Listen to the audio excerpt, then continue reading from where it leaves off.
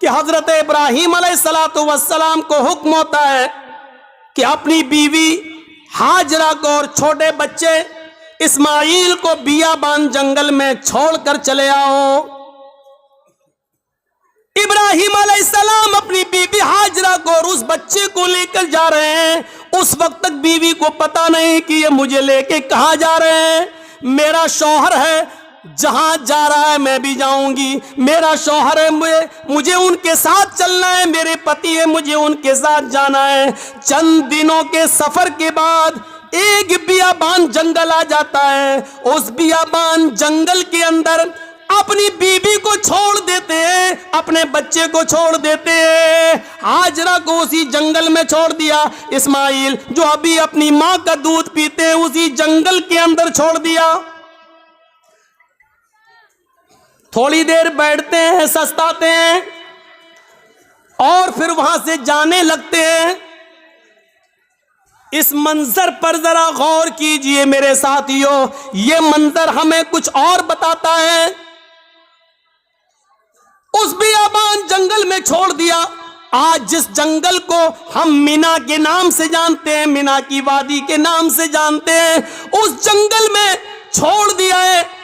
آپ کو پہلے اس کی ایک کنڈیشن بتا دیں، آپ یہاں سے کلیا چک تک جائیں گے، جگہ جگہ پر آپ کو بجلی کے پول ملیں گے، جگہ جگہ پر آپ کو بجلی کے کھمبے ملیں گے، آپ روشنی پائیں گے اور سیدھے کلیا چک پہنچ جائیں گے۔ لیکن اس زمانے میں بجلی کے کھمبے نہیں لگے ہیں، دن میں بھی سائیں سائیں بیت رہی ہے۔ ابراہیم علیہ السلام نے، ہاجرہ نے اس جنگل میں دائیں بائیں دیکھا، بڑے بڑے درخت تو لگے ہیں لیکن درختوں پر ایک چڑیا بھی نظر نہیں آ رہی ہے۔ چڑیا کیسے نظر آئے گی؟ کیونکہ دور دور تک پانی کا پتہ نہیں ہے، پانی کا نام و نشان نہیں ہے۔ چڑیا بھی ایسے درختوں پر اپنے نیسٹ، اپنے گھونسلے بناتی ہیں جہاں آس پاس پانی ہو، وہ پانی پی سکے اور اپنے بچوں کے لیے اپنی چونچ میں پانی کھینچ کر لا کر اپنے بچوں کو پلا سکے۔ جب جنگل میں دور دور تک پانی نہیں تو جنگل میں ایک بھی چڑیا، ایک بھی پرندہ بھی نہیں دکھائی دے رہا ہے۔ سوچو، ایسے بیابان جنگل میں حکم ہوتا ہے کہ یہیں اپنی بیوی کو چھوڑ دو۔ حضرت ابراہیم تھوڑی دیر بیٹھتے ہیں، پھر وہاں سے چلنے لگتے ہیں۔ ہاجرہ نے دیکھا کہ ابراہیم جا رہے ہیں، یہاں تو کوئی دکان بھی نہیں کہ کوئی سودا لینے جا رہے ہوں، یہاں تو دور تک کوئی سبزی فروش بھی نہیں دکھ رہا ہے کہ جس سے سبزی خریدنے جا رہے ہوں۔ جب ان کو جاتے ہوئے دیکھتی ہیں، اپنے بچے کو زمین پر لٹاتی ہیں، زمین پر، اور پیچھے پیچھے چل کے کہتی ہیں کہاں جا رہے ہو؟ ابراہیم علیہ السلام نے اس جملے کا جواب نہیں دیا۔ کہاں جا رہے ہو کچھ نہیں بولا، سیدھے اور آگے بڑھتے ہیں۔ بیوی نے کہا رے میں پوچھ رہی ہوں کہاں جا رہے ہو؟ ابراہیم علیہ السلام نے ابھی بھی جواب نہیں دیا۔ ابراہیم علیہ السلام سیدھے چلے چلے جا رہے ہیں، پیچھے مڑ کر دیکھنے کا نام نہیں لیتے، نہ بیوی کو دیکھ رہے ہیں نہ بچے کو دیکھ رہے ہیں، چلے چلے جا رہے ہیں۔ ہاجرہ نے اب پیچھے سے ان کا دامن تھاما، پیچھے سے ان کا کرتا پکڑا، پیچھے سے ان کا دامن پکڑ کر کھینچا اور کھینچ کر کہا میں کچھ پوچھ رہی ہوں کہ کہاں جا رہے ہو؟ حضرت ابراہیم علیہ السلام نے ایسے اپنی بیوی کا ہاتھ پکڑا اور اس کو یوں پکڑ کے جھٹک دیا اور آگے بڑھنے لگے۔ تب بیوی چیخ کر کہتی ہے اے ابراہیم کچھ تو بولو، کیا میں نے آپ کی بیوی ہو کر آپ کی کوئی نافرمانی کی ہے؟ حق کی رفاقت کو ادا کرنے میں مجھ سے کوئی گستاخی ہوئی ہے؟ میاں بیوی کے جو حقوق ہوتے ہیں اس میں کوئی ہم سے کمی ہوئی ہے؟ خدمت میں کوئی کمی ہوئی ہے؟ آپ کی سیوا میں کچھ کمی ہوئی ہے؟ مجھ سے کوئی لغزش ہوئی ہے جو اس بیابان جنگل میں مجھے اور اس بچے کو اکیلے چھوڑ کے جا رہے ہو؟ इब्राहिम अलैहिस्सलाम की आंखों में आंसू आ गए, लेकिन आंसुओं को जमीन पर नहीं गिरने दिया। आंखें चढ़ा ली, नजरें आसमान पे डाली और आंखों से गिरने वाले आंसुओं को आंखों ही में पी गए। उसका एक कतरा भी जमीन पर नहीं गिरने दिया। फिर इसका भी जवाब नहीं दिया, आगे बढ़ते गए। जब इसका भी जवाब नहीं मिला तो हाजरा एक जुमला कहती हैं, ऐ इब्राहिम जा रहे हो तो जाओ, लेकिन ये बताओ कि कब आओगे। इब्राहिम अलैहिस्सलाम के पास इस बात का भी जवाब नहीं, कुछ नहीं बोल रहे हैं। आगे बढ़ते चले जा रहे हैं, खुशी खुशी लाए, अच्छी बातें करते हुए लाए, बीवी से प्यार भरी बातें करते हुए लाए, लेकिन जब जंगल में छोड़ा तो ऐसे पीठ फेर ली जैसे ये मेरी बीवी ही ना हो। जो पूछ रही है उसका भी जवाब नहीं, बीवी के सवाल भी गलत नहीं है, सही कह रही है कि मुझे अकेले इस बच्चे को अकेले छोड़ के जा रहे हो, और वो भी इस बियाबान जंगल में, लेकिन जवाब नहीं है। आगे और बढ़ते तो लास्ट में बीवी कहती है, हाजरा इब्राहिम जब तुम जवाब ही नहीं दे रहे हो, ये भी नहीं मालूम कि कब आओगे, शाम तक आओगे, कल आओगे, 2 दिन बाद आओगे, 1 हफ्ते के बाद आओगे, 1 महीने के बाद आओगे, 1 साल के बाद आओगे, या आओगे ही नहीं। किसी भी सवाल का जवाब जब तुम्हारे पास नहीं है तो मैं इसको क्या समझूं। इसका भी जवाब नहीं। कहती हैं, इब्राहिम मैं आपकी बीवी हूं, मैं आपकी अमानत हूं, पता नहीं आप कब आए, अपनी इस अमानत को किसके हवाले करके जा रहे, ये तो बता दो। आप 10 साल के बाद आए, 20 साल के बाद आए, 1 साल के बाद आए, 2 साल के बाद आए, और अगर मैं जिंदा रहूं और मेरी इज्जत व आबरू न बच सके, जैसे एक बादशाह ने मेरी इज्जत व आबरू से खिलवाड़ करना चाहा, लेकिन अल्लाह की मदद की वजह से वो नहीं कर सका। वो अगरचे सारा थी, दूसरी बीवी थी, और उसके बदले में फिर उसने हमें भी दे दिया एक लौंडी की शक्ल में, जिसको आपने अपनी बीवी बना लिया। इब्राहिम मुझे ये बताओ कि अपनी इस अमानत को किसके सुपुर्द करके जा रहे हो। अगर मेरी इज्जत व आबरू महफूज न रही, मुझे किसके सुपुर्द करके जा रहे हो। बीवी जवाब कहती है, इला मन ततरुकुना, इब्राहिम आपने मुझे किसके हवाले किया है, हमें किसके जिम्मे सौंप के जा रहे हो, इस अमानत का जिम्मेदार कौन है। जब हाजरा ने यह कहा, कुरान के अल्फाज, इला मन ततरुकुना, आपने मुझे किसके सुपुर्द किया है, आपने मुझे किसके हवाले किया है, तब इब्राहिम अलैहिस्सलाम अब इसका जवाब देते हैं, लेकिन हाजरा की तरफ देख कर नहीं, बच्चे की तरफ देख कर नहीं। अगर पीछे घूमूंगा बीवी की शक्ल दिखेगी, मासूम बच्चे को देख लूंगा तो कहीं बीवी की और बच्चे की मोहब्बत मेरे दिल में ना आ जाए, और फिर मैं जिस काम के लिए अल्लाह के हुक्म से जा रहा हूं उस काम से कहीं मैं रुक ना जाऊं। ईमानी ताकत देखिए, ईमानी इस ताकत की वजह से वो बीवी को नहीं देख रहे हैं, बच्चे को नहीं देख रहे हैं। बीवी की मोहब्बत है, बच्चे की मोहब्बत है, लेकिन ईमान की ताकत देखिए। क्या कहते हैं, न बीवी को देखना गवारा, न बच्चे को देखना गवारा, और बीवी कह रही है कि मुझे किसके सुपुर्द करके जा रहे हो, इस जंगल में तो चिड़िया भी नहीं है, हमें इस जंगल में रात होगी, खतरनाक जानवर भी तो आ सकते हैं, मेरा क्या होगा, मुझे बताओ, मुझे किसके सुपुर्द करके जा रहे हो। इब्राहिम अलैहिस्सलाम ने कदम आगे बढ़ाते बढ़ाते, चलते चलते जवाब दिया, इल्लल्लाह, आए मेरी बीबी, मैंने तुझे और तेरे इस बच्चे को, मैंने तुझे और अपने इस बच्चे को अल्लाह के सुपुर्द कर दिया, अल्लाह के हवाले कर दिया है। यानी अल्लाह ने मुझे छोड़ने का हुक्म दिया, मैंने अल्लाह के हुक्म से तुझे छोड़ा, इस बच्चे को छोड़ा। मैं कहाँ जा रहा हूँ मुझे पता नहीं, अल्लाह जहाँ ले जाएगा मैं जाऊंगा, जो हुक्म देगा मैं करूंगा। کب آؤں گا اس کا بھی کوئی پتہ نہیں، جب تک اس کی اجازت حکم نہ ہوگا میں نہیں آؤں گا۔ آئے میری بیوی، میں نے تجھے اور اس بچے کو اللہ کے سپرد کر دیا ہے، اللہ کے حوالے کر دیا ہے۔ اب ابراہیم علیہ السلام کی بیوی کا بھی جواب سنو، جب دیکھ لیا کہ میرے شوہر نے مجھے اللہ کے سپرد کر دیا تو اس کے ایمان کی کیفیت دیکھو۔ اب ہاجرہ کے اندر بھی اللہ کا نام سن کر جو ایمان پیدا ہوا، جو ایمانی طاقت آئی، اب وہ اس جنگل کے خطروں سے نہیں ڈر رہی ہے، اس بیابان جنگل سے نہیں ڈر رہی ہے، اس جنگل کے اندر رات میں کتنے خطرناک جانور آئیں گے ان سے نہیں ڈر رہی ہے۔ ابراہیم سے کہتی ہے جب آپ نے مجھے اللہ کے سپرد کر دیا، اللہ کے حوالے کر دیا، جائیے، اب آپ کو رکنے کی ضرورت نہیں ہے۔ اذن لا یضیع اللہ ابدا۔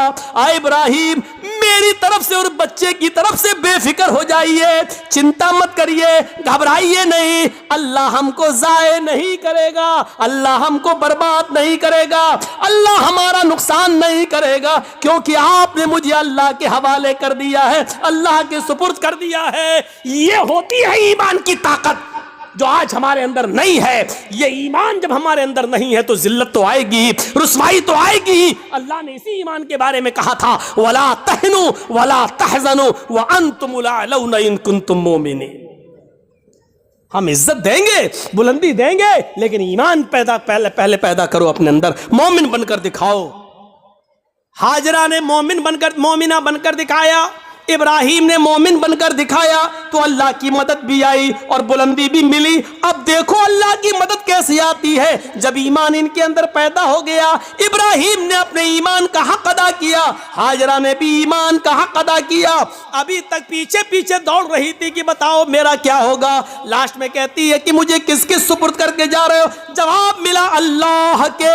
پھر ہٹ جاتی اور کہتی اب جاؤ ہمارے اور بچے کی طرف سے بے فکر ہو جانا، اللہ نے جو حکم دیا اس کو کریے، اللہ ہمیں ضائع نہیں کرے گا، اللہ ہمیں برباد نہیں کرے گا۔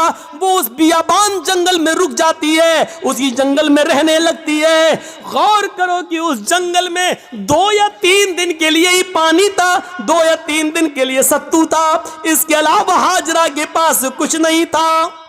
ستو ختم ہو جاتے ہیں، پانی ختم ہو جاتا ہے، کوئی قافلہ بھی وہاں سے گزرتا نہیں ہے۔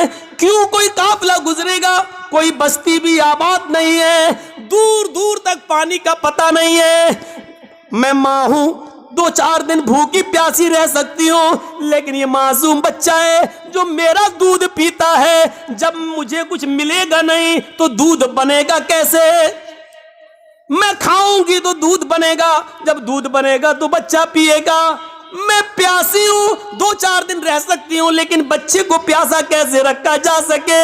غور کرو، تمام شک و شبہات اس عورت کے دل میں ہے، لیکن اللہ پر بھروسہ ہے، ایمان ہے اللہ کی ذات پر۔ اپنے بچے کو لٹاتی ہے، کہتی ہے چلو کوشش کر کے دیکھتی ہوں پانی مل جائے۔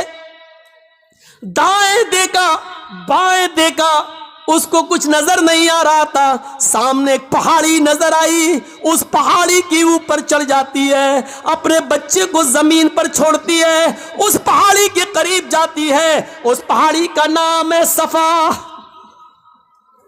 اس پہاڑی پہ چڑھ کر، اونچائی پہ چڑھ کر نیچے کی طرف دیکھتی ہے۔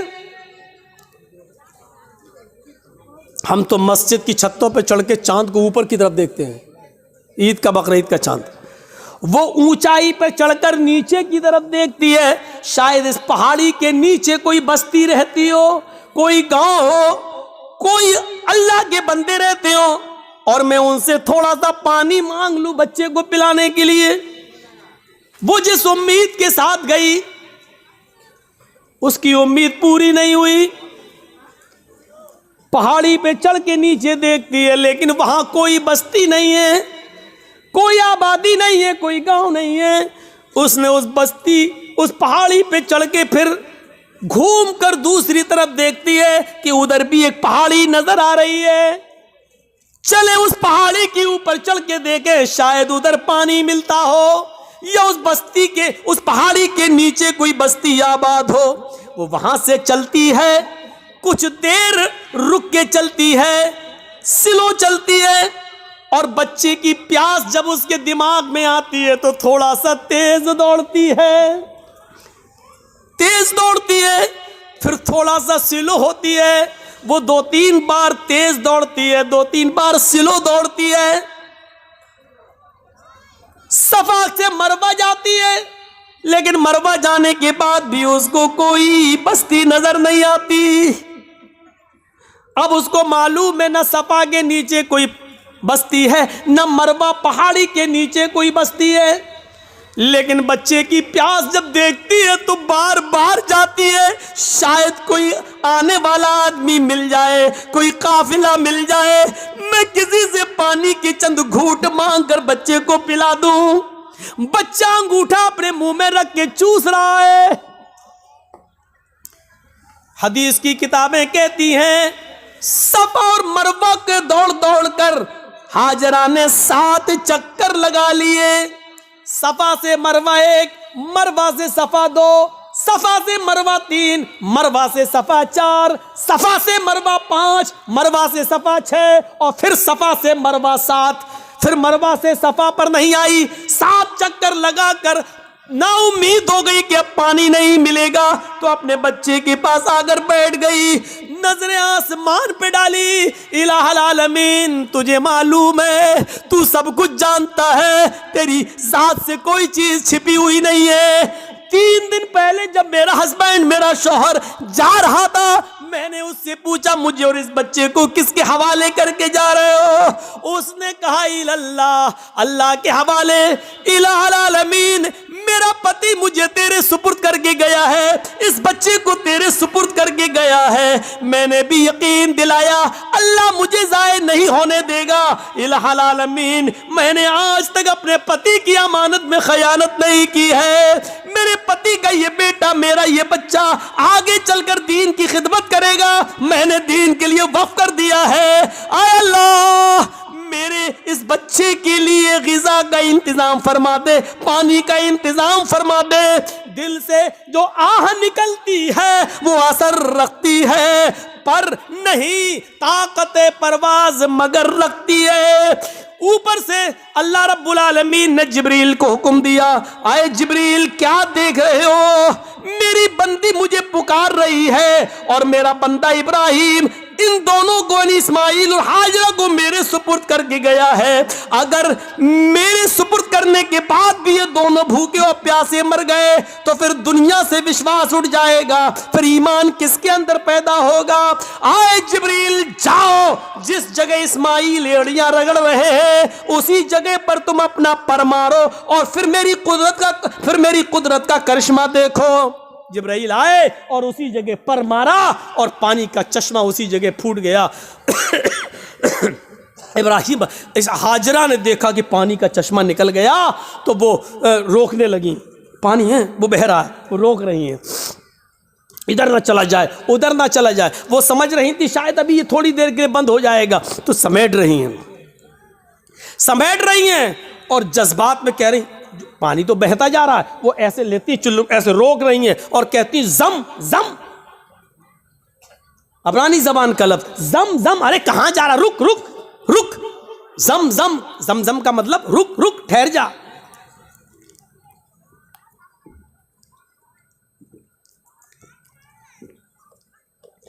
ٹھہر جا، رک جا، کہاں جا رہا، رک۔ یہ زمزم کا لفظ بھی اللہ کے رسول کو اتنا پسند آیا کہ آپ نے زمزم کے لفظ کو زمزم ہی رہنے دیا، اس کے لیے کوئی عربی کا لفظ استعمال نہیں کیا۔ رک رک، پانی نہیں رکتا تو انہوں نے مڈیر باندھ دی، وہی مٹی سے اکٹھا کر کے ایسے بناتی چلی گئی، مڈیر باندھ دی۔ اللہ کے نبی نے ایک بار خطبہ دیا تھا اور کہا تھا اللہ ہاجرہ پر رحم فرمائے، اگر ہاجرہ نے مڈیر نہ باندھی ہوتی تو اللہ اس پانی کو پوری دنیا میں پھیلا دیتا، اور جو چیز پوری عام ہو جائے تو اس کی قدر کم ہو جاتی ہے۔ آج دیکھ رہے ہو نا، ہمارے ملک میں بھی بہت سے لوگ ایک پانی کی پوجا کرتے ہیں، گنگا جل، لیکن چونکہ وہ اتنی زیادہ تعداد میں ہے کہ اب اس کی کوئی قدر نہیں رہ گئی ہے، باقاعدہ گورنمنٹ کو گنگا کی صفائی کے لیے پیسہ دینا پڑتا ہے، اور گنگا کی صفائی کی وجہ سے سرکاریں بدل بھی جاتی ہیں، اس نے گنگا کا خیال نہیں رکھا ہے، اور کبھی کبھی گنگا کا نام لے کر لوگ بورڈ بھی مانگتے ہیں، نہ مجھے آپ نے بلایا ہے نہ میں آیا ہوں، مجھے ماں گنگا نے بلایا ہے۔ اس طریقے سے لوگوں کو بھاوک کر کے ماں گنگا کو ماں کہہ کر اس طریقے سے لوگ اس کو نیلام بھی کرتے ہیں، ایک طریقے سے دیکھا جائے تو اس طریقے سے۔ آج اس پانی کی کیا قدر ہے، لوگ اس میں پیشاب بھی کر رہے ہیں، پائخانہ بھی کر رہے ہیں، لیٹرین بھی کر رہے ہیں، سب کچھ ہو رہا ہے اس کے اندر، اسی لیے اس کی صفائی کے لیے پیسہ مانگا جا رہا ہے، یہ کیا جا رہا ہے، وہ کیا جا رہا ہے۔ لیکن زمزم کو دیکھ لو آج کتنی قدر کی نظروں سے دیکھا جاتا ہے۔ آج بھی سعودیہ میں ہونے کے باوجود بھی آپ دیکھ لیجئے اس پانی کی کیسی قدر ہے، اس پانی کی عزت کیسی ہے، اور اس پانی کی خصوصیت یہ ہے کہ جو لوگ 5 سال پہلے حج کر کے آئے ہیں اور زمزم لے کے آئے ہوں گے، آج بھی ان کے گھر میں زمزم اگر 5 سال پرانا بھی رکھا ہوگا تو اس میں نہ تو کیڑے پڑے ہوں گے نہ جراثیم پڑے ہوں گے۔ یہ ایک کیفیت، یہ ایک کشش رکھی ہے اللہ رب العالمین نے اس پانی کے اندر، یہ جیتا جاگتا معجزہ۔ چشمہ جاری ہو گیا، ایمان تھا تو اللہ نے عزت بھی دی، ایمان تھا تو اللہ نے بلندی بھی تھی۔ ایمان کی طاقت ہونی چاہیے، اور اتنا ہی نہیں، اب آپ کہو گے کہ ہاجرہ کو عزت کیا ملی؟ عزت نہیں ملی، وہ ہاجرہ جو ایمان کی طاقت کی وجہ سے ابراہیم کو چھوڑ دیتی ہے اور اپنے بچے کے لیے پانی کی تلاش میں صفا سے مروہ کے چکر لگاتی ہے، 7 چکر لگائے۔ میں نے کہا تھا شروع میں، کبھی سلو دوڑتی ہے، کبھی تیز دوڑتی ہے۔ اللہ کے رسول صلی اللہ علیہ وسلم نے حج کا رکن بنا دیا ہے، صفا اور مروہ کے چکر لگاؤ۔ جب تک تم صفا اور مروہ کے چکر نہیں لگاؤ گے، نہ تمہارا حج مانا جائے گا، نہ تمہارا عمرہ مانا جائے گا۔ اور عورتوں کے لیے تو خاص کر دیا کہ تم تو سینہ تان کر اکڑ کر تیز نہ دوڑو کیونکہ تمہاری بے پردگی ہوگی، لیکن ہاجرہ جہاں جہاں تیز دوڑی تھی اور تھوڑا سا اکڑ کے ایسے دوڑی تھی، اللہ کے نبی صلی اللہ علیہ وسلم نے مردوں کو حکم دے دیا کہ جب بھی وہ صفا سے مروہ سے صفا کے چکر لگائیں تو جہاں ہاجرہ تیز دوڑی تھی وہاں ان کو بھی تیز دوڑنا ہے، جہاں ہاجرہ سلو ہوئی تھی وہاں تمہیں بھی سلو ہونا ہے، اور ہاجرہ نے جہاں سینہ نکال کر دوڑ لگائی وہاں تمہیں بھی تھوڑا سا سینہ نکالا، اب اتنا بھی نہیں کہ گاما پہلوان لگو، تو جہاں تھوڑا سا ہلکا تھا سینہ نکال کے چلی تھی تمہیں بھی اتنا نکال کے چلنا ہے۔ یہ عزت دی اللہ تعالیٰ نے، یہ ایمان کی طاقت ہے۔ ایمان ہوگا، مومن ہوگے تو ہم تمہیں بلندی دیں گے۔ اس سے بڑی ایک عورت کی عزت کیا ہوگی؟ کسی بھی مذہب کے اندر عورت کو یہ عزت نہیں ملی۔ ہاجرہ نے جہاں اپنا قدم رکھا ہر حاجی وہاں اپنا قدم رکھتا ہے، جہاں ہاجرہ دوڑی تھی ہر حاجی کو وہاں دوڑنا پڑتا ہے، ہاجرہ نے جتنے چکر لگائے ہر حاجی کو اتنے چکر لگانا پڑتے ہیں، اور ہاجرہ کے نقش قدم کو اللہ نے اپنی عبادت کا ایک حصہ بنا لیا۔ ایک عورت کے پیروں کے نشان، ایک عورت کے پیروں کی ٹاپیں، ایک عورت کی پیروں کی دھڑکنیں، پیروں کی کھٹکھٹاہٹ کو اپنی عبادت کا حصہ جوڑ دیا ہے کہ جب تک تم ہاجرہ کی اس ادا کو زندہ نہیں کرو گے ہماری عبادت کا حق ادا نہیں ہوگا، تم ہماری عبادت نہیں کر سکتے ہو۔ ہاجرہ کے نقش قدم کو اپنی عبادت سے جوڑ دیا ہو، اس سے بڑا مقام کیا ہوگا، اس سے بڑا درجہ کیا ہوگا، ذرا اندازہ لگاؤ۔ دنیا کی ساری قومیں چیختی اور چلاتی رہیں کہ عورتوں کو اسلام نے 4 دیواری میں بند کر دیا، برقعے میں رکھ کر ان کی ترقی کی راہ میں رکاوٹ بن گئے، چیختے رہو چلاتے رہو۔ حقیقت یہ ہے کہ عورت کو اسلام نے جو عزت دی ہے وہ دنیا کا کوئی مذہب وہ عزت نہیں دے سکتا ہے۔ پہلے زمانے کی عورتیں اگر اپنے بچوں کو بد دعا بھی دیتی تھی تو اس میں بھی دعا نکلتی تھی۔ بچہ شرارت کر رہا ہے، کبھی یہ کبھی وہ اٹھایا پھینک دیا، کبھی ماں پریشان، ہائے ہائے ہائے ماں پریشان، اور ماں نے غصے میں اپنے انداز میں بد دعا دی، لیکن آپ اس کو بد دعا نہیں کہہ سکتے ہو۔ جب دیکھا کہ بچہ بہت شرارت کر رہا ہے تو بد دعا دیتے ہوئے کہا اللہ تجھے کعبے کا امام بنا دے۔ غصے میں بد دعا بھی دی تو اس میں بھی دعا چھلک رہی تھی، یعنی اس زمانے کی عورتوں کو غصے میں بھی ایسی بد دعائیں نہیں معلوم تھی کہ جو بچوں کی زندگی تباہ کر دے۔ ہماری ماؤں کی زبان سے کیا نکلتا؟ کتے مر جاؤ. پریشان کر کے رکھ دیا. اب کتا کہتی جا رہی ہے, اب یہ نہیں سوچ رہی کہ کتے کی اماں کون ہوئی, لیکن کہہ رہی کتے مر جاؤ. اور پتہ نہیں کیا کیا وہ کہہ دیتی ہے. ایک بچہ شرارت کر رہا ہے, اور جب تنگ آ گئی ماں تو غصے میں روتے ہوئے کہتی چل اللہ کرے تجھے کعبے کا امام بنا دے. اور پتہ نہیں کون سی گھڑی میں یہ دعا نکلی اور عرش والے نے اس کو قبول فرمائی, اور وہ بچہ پھر کعبے کا امام بن کر نکلا. اور ایسا امام بنا کہ آج جس کو آج سدیس کے نام سے یاد کیا جاتا ہے, قاری سدیس, یہ کعبے کے جو امام آج بھی موجود ہیں, یہ اسی ماں کی دعا کا نتیجہ ہے جو اس نے غصے میں دی تھی, اور اللہ نے اس بچے کو کعبے کا امام بنایا جو آج بھی کعبے کا امام ہے. ضرور اس ماں نے اپنی حلق کے نیچے کبھی حرام لقمہ نہیں اتارا ہوگا.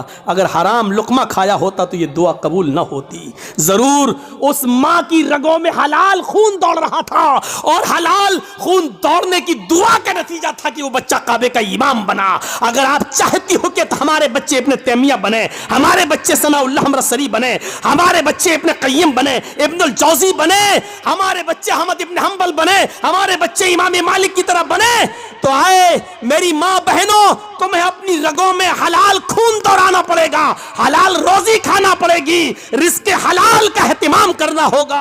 آدھی روٹی صحیح لیکن حلال, بھوکا سو جانا گوارا ہے لیکن حرام لقمہ کھانا گوارا نہ ہو, تب تمہارے کوکھ سے پیدا ہونے والے بچے ابن تیمیہ بنیں گے, ابن قیم بنیں گے, ثناء اللہ بنیں گے, امام مالک بنیں گے, احمد ابن حنبل بنیں گے, تب بنیں گے.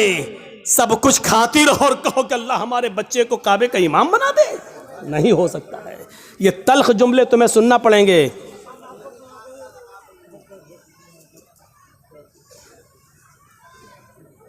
سننا پڑیں گے تلخ جملے. تصور کرو کیا تھا وہ جذبہ. سمیہ شرمگاہ میں نیزہ داخل, ہاتھ پیچھے سے بندھے, اور پھر بھی اس حالت میں کیا دعا کر رہی ہے. آپ یہ نہیں کہو گے آپ کا بیٹا ہاسپٹل میں بھرتی ہے, وینٹیلیٹر پر رکھا ہوا ہے, یا کوئی باپ وینٹیلیٹر پر رکھا ہے, آپ ہمارے پاس آئیں گے جرجیت صاحب محلدار پاڑا میں آئیں, جمعے کا خطبہ دینا ہے, آپ پرچی لے کے آئیں گے مولانا صاحب جمعے کے خطبے میں کے بعد ہمارے ابو کے لیے دعا کر دیجئے اللہ ان کو شفائے کاملہ عطا فرمائے. ایسے موقع پر بھی آپ کو اس دعا کی فکر ہوگی کہ ہمارے ابو کے لیے دعا کر دو کہ اللہ ان کو شفا دے, لیکن اس موقع پر دعا یہ نہیں ہوگی کہ اللہ رب العالمین سے یہ دعا کیجئے کہ میرے باپ کا خاتمہ ایمان پر ہو, وہ اس دنیا سے جائے تو گناہوں سے پاک و صاف جائے, اللہ میرے باپ کو گناہوں سے توبہ کرنے کی توفیق عطا فرما. یہ دعا آپ نہیں کروائیں گے مسجد کے امام سے اور جرجیت صاحب سے, آپ دعا یہ کروائیں گے کہ کہو اللہ تعالیٰ ان کو شفائے کاملہ اور عاجلہ عطا فرمائے. میں یہ نہیں کہہ رہا ہوں کہ یہ دعا کرنا غلط ہے, جائز ہے, لیکن سنو حضرت سمیہ نے اس موقع پر یہ نہیں کہا اللہ میری حفاظت فرما, اللہ اس نے نیزہ مارا ہے تو مجھے شفا دے, اللہ میری شرمگاہ میں جو زخم ہو گیا ہے اس کو ٹھیک کر دے. اس نے یہ دعا نہیں کی, اس نے دعا یہ کی یا ربی ثبت قدمی علی دینک, اے اللہ اپنے دین پر, اللہ ایمان پر میرے قدم کو ثابت رکھ دے, اے اللہ ایسا نہ ہو کہ اس کی تکلیفیں مجھ سے میرا ایمان چھین لیں. یہ کیا چیز تھی؟ یہ ایمان تھا, یہ ایمان تھا. یہ کون سا جذبہ تھا؟ آئیے ذرا مجھے اس جذبے کی طرف لے کر چلیے اور بتائیے یہ کون سا جذبہ تھا.